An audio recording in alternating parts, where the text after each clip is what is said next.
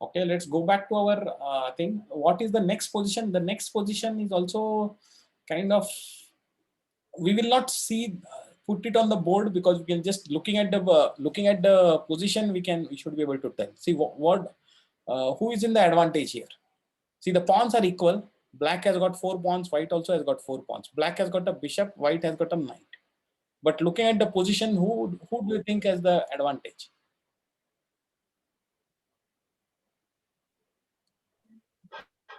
Black. Okay, Black loses. black has the advantage or black loses? Black loses. Yeah. So white has got the advantage, right? It is looking. See, already white's pawns are much more advanced. There is a pawn on b6 supported by a5 and c5. So there are some. White is in a tremendous position here, though it looks equal. Okay, what is it threatening? A lot of things. First of all, it is black to play.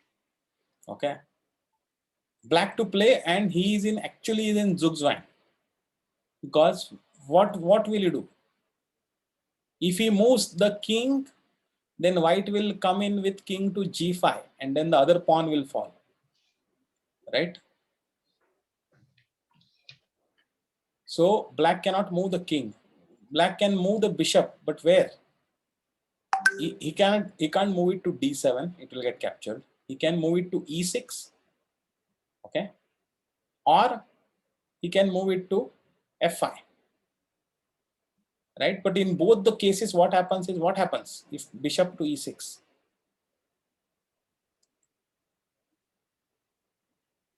Look at it carefully and think that black has played bishop to e6. Yeah, actually, I think your observation is right, Vedant. One of the reasons why this is an advantage for white is that the pawn placement. Okay, the black bishop is a black bishop. Black's light squared bishop is a bad bishop because the pawns are also on the light squares and the bishop is also on the light square. So it is kind of interfering. Yeah. So if bishop to e6, yeah, tell me the moves. What will white play? Knight crosses. Hey, Anup, your notation is wrong. It is not k crosses c6. It is n crosses c6. Yeah, n crosses c6. Knight will sacrifice himself on c6, and pawn will take it. By the other pawn, b6 pawn will advance. B6 pawn will go to b7. And there is no way to stop the pawn. Right? So that is the threat actually. That is the threat. So there is no defense available for black in this position. So though it looks almost equal, but it is a tremendous position, and white is just winning in another two moves. He is winning 2 or 3 moves. Yeah. All right. Now let us look at the third position here, the last position on that row. Okay. It is white to play. How to play this? White wins. You are saying white wins, but why does white win? So let us put this position. This is worth watching it. So let me get the thing. Pawns on a5 and then b7 this and then f5 and g4. Okay. The bishop is on b4. Knight is on c1. Okay, let me try to remember and put it position. Board editor. Let me go. Let's clear board. Let's put the pawns. Pawns are on. Where were they? I forgot again. b7 c6 they were, or yeah, b7 onwards. b7 c6 here and here. Oops, I think this, right? And the white pawns were on here, here also, I think, and here. And the black bishop was on b4, white knight was on c1, king is here, and black king is on.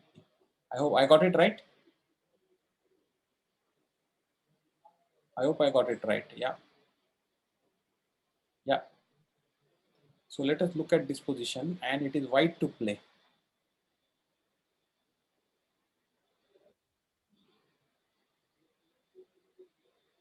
White to play here.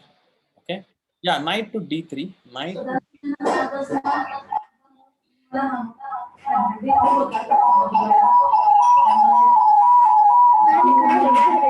तुझं बंद कर तुझं okay, I have muted. A lot of noise. A lot of noise, so I have muted. So knight to d3. What can black play?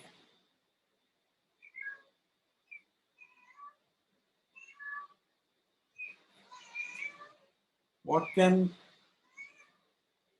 bishop to c3? Yeah, bishop will want to come to c3, right? And then now knight to f4. Knight to f4. Very powerful move because white's pawn. See, remember the e6 pawn is a passed pawn. E5 pawn is a, is it e5? Yeah, it is a e5 pawn, and black has got very little this one. So what will he do? Right, knight f4. King will, where will the king go?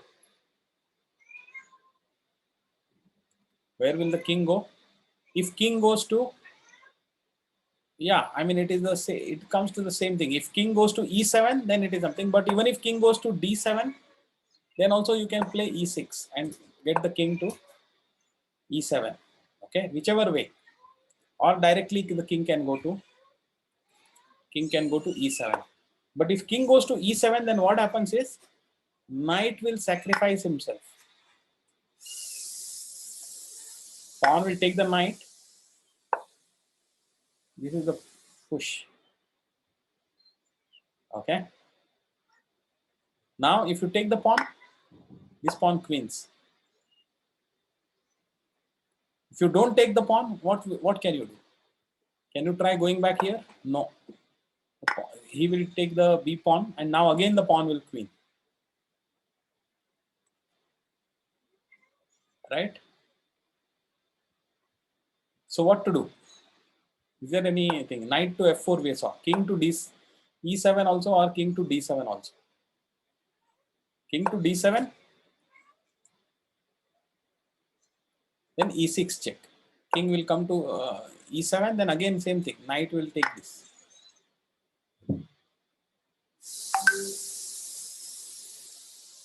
Yeah. Is there anybody can see any way for black to play better? The threat is this: if you take the knight, then simply this pawn moves ahead.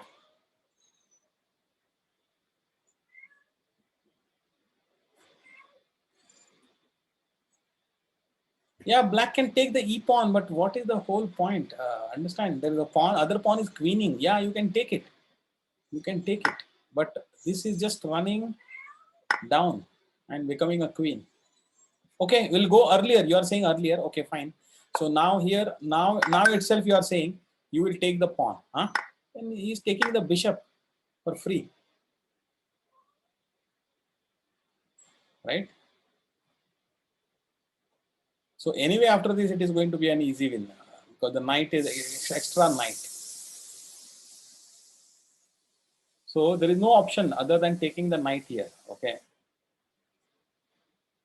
So that is again showing you one more position where the what do you call? Everybody got this? Is there any doubt in this position? See, the key point is that the knight can sacrifice itself properly on d5, and then because it has got a b6 and a c6 and c5 and b6 pawns, they will advance and become, one of them will become a queen. Okay, fine. Okay, Rohan, tell if you have some idea. Tell. Knight f4 check. What is the line you want to tell?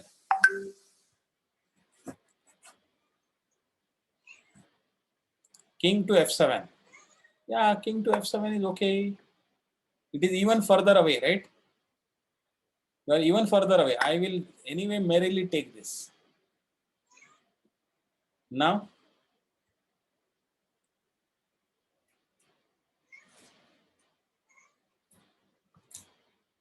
Okay, Vedant, go ahead, tell your idea.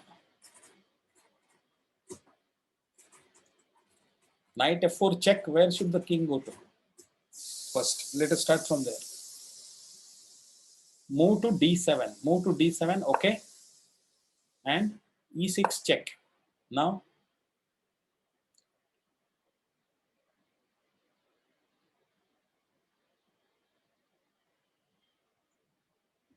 okay. First, let king to d8. Okay, king to d8. Excellent. King to d8. Knight again takes it.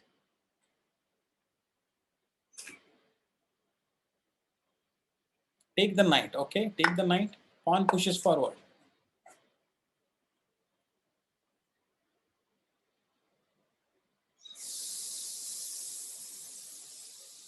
Kill the pawn. Kill the pawn. Okay, kill the pawn. Now, check.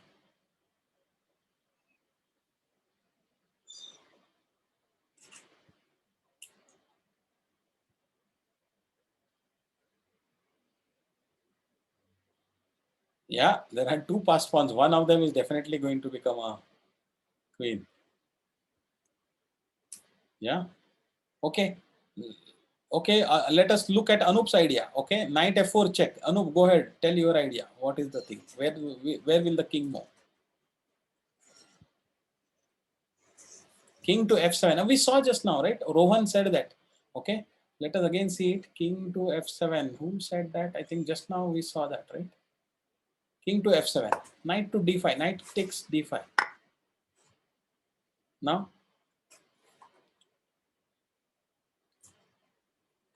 bishop takes d4. Yeah, you can move the bishop. Yeah, you can move it, but you have lost one more key pawn.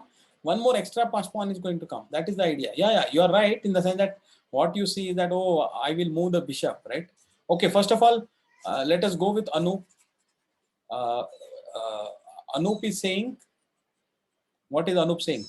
Bishop takes d4, huh? You are saying, then it is very simple, right? King will take it.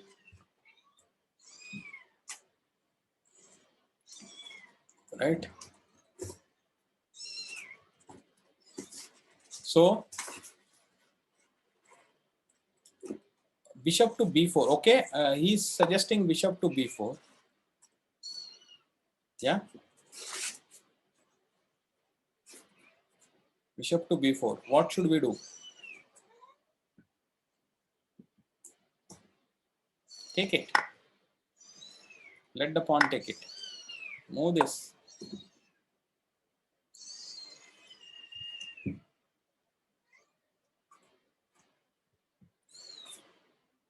d3. King to king to d3.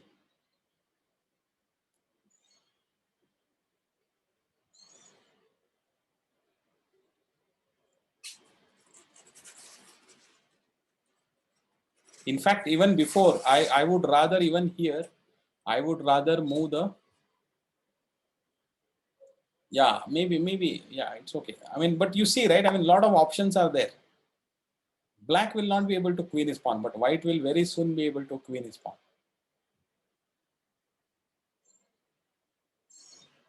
Huh? King to e7. King to e7, how will it help?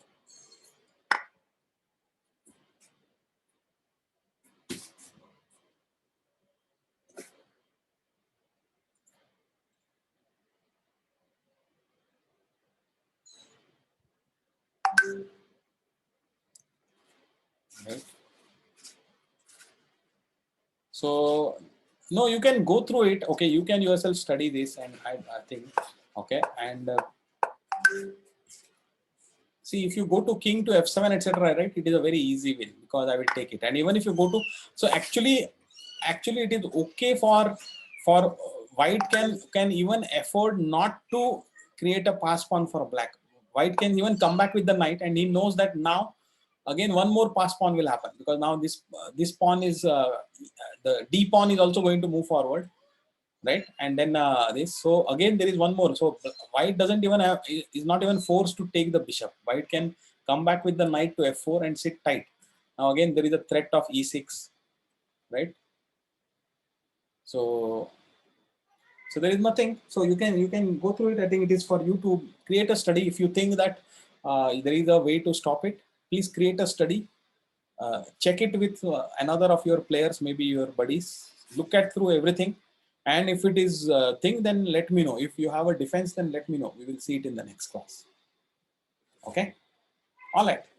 So what we will do is, yeah, there are a couple of things I will just show you how to evaluate positional advantage. Okay, there are two examples, the last two examples. It is not like we are not playing the moves, but we are just studying the position, okay, and then seeing it. So looking at this position first, the first position on the last row, right? Let us evaluate it. White's rooks are excellently placed, right? They have captured the D file. D file is under their control, right? And black's black, there is a black bishop, right, which is on A8, but it is blocked by its own pawn. Okay, white's bishop on A2, it is excellently placed because it is having a complete open diagonal and it is like cutting like a dagger through the thing's position, right? The other bishop of white is also very well placed, right? On again, it has got a open diagonals on which it is attacking. So white's both bishops are good, rooks are very good. Knight is placed on C5, and you don't have any pawn that can dislodge it, right? So very well placed. Black's pieces are there mostly in their own camp. They are not able to things. They are not projecting themselves in the white's position, right? So whatever way you count it, you will see that you should be able to see that white has got a material is perfectly equal.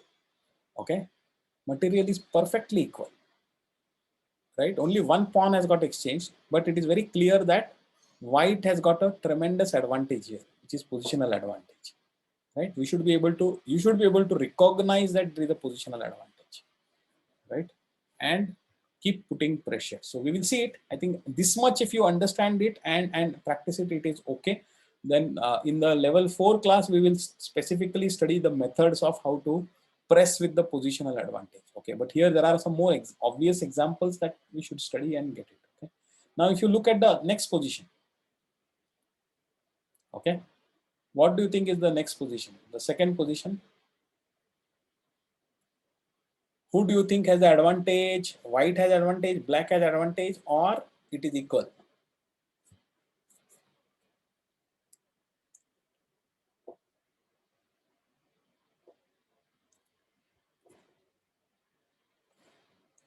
White, Rohan thinks that it is white has the advantage. Anirudh thinks it is black has the advantage. But why do you think what is the extra? So let us look at it. Sir says it is. Sir says I think it is white. Okay, let us look at it. See let us look at it. White's rooks.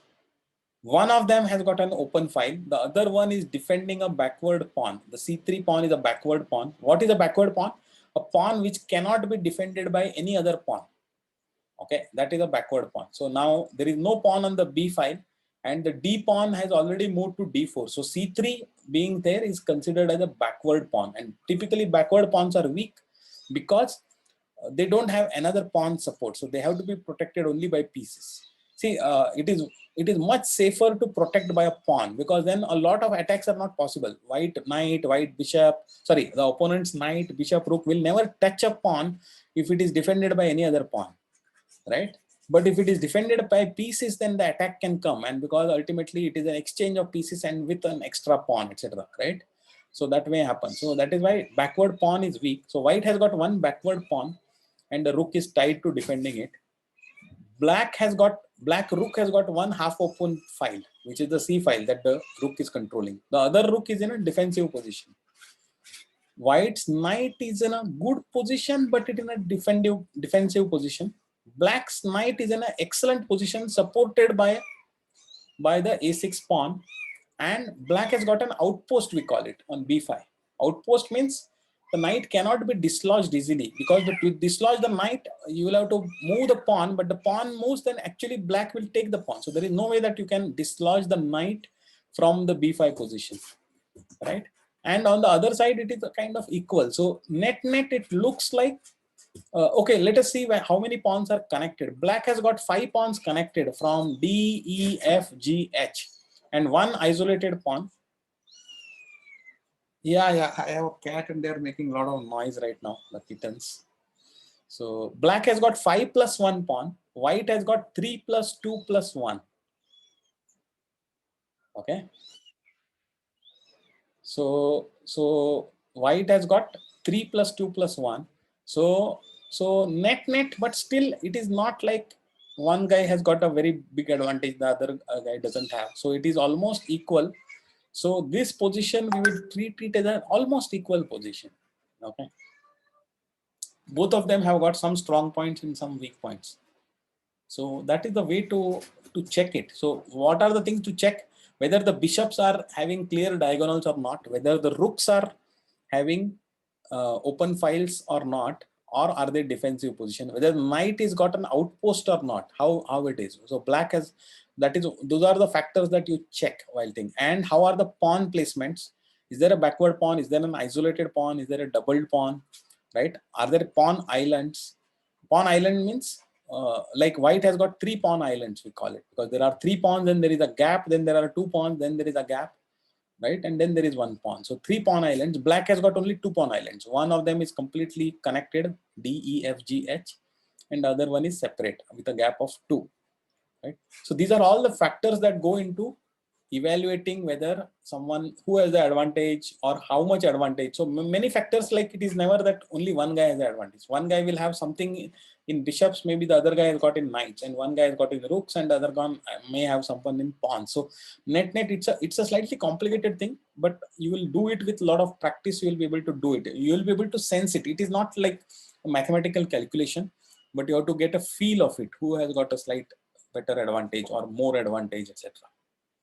Okay, but these are the factors. If you start noting down these factors, knights, bishops, rooks, pawn positions, isolated, doubled, backward, pawn islands, you will get a pretty good idea if you put out all of these things. Like if one side has got 3 such disadvantages and only one somewhere advantage, then you know that -3 + 1 -2. Yeah, net is -2. So you know that is roughly that is going to become a way. So you can actually for each of these factors you can give a value +1, -1, or 0, and then count, and that will be a roughly equal measure that you will get in terms of positional advantage. Okay, you may want to do this with in your own games on Lichess, serious games, maybe the Swiss Arena or something. And when there is an equal, material is equal, right? Maybe thing. So where you did not get a very heavy advantage just in material, maybe by some blunder, etc., opponent's blunder, where it was an almost equal game till the end, you go like that. Go to the middle or the end, towards the end game, somewhere in the late middle game, and then evaluate like this, and then you will get an idea. Okay. All right. So I think that is pretty much what I wanted to cover. I have done it. Let me stop the recording.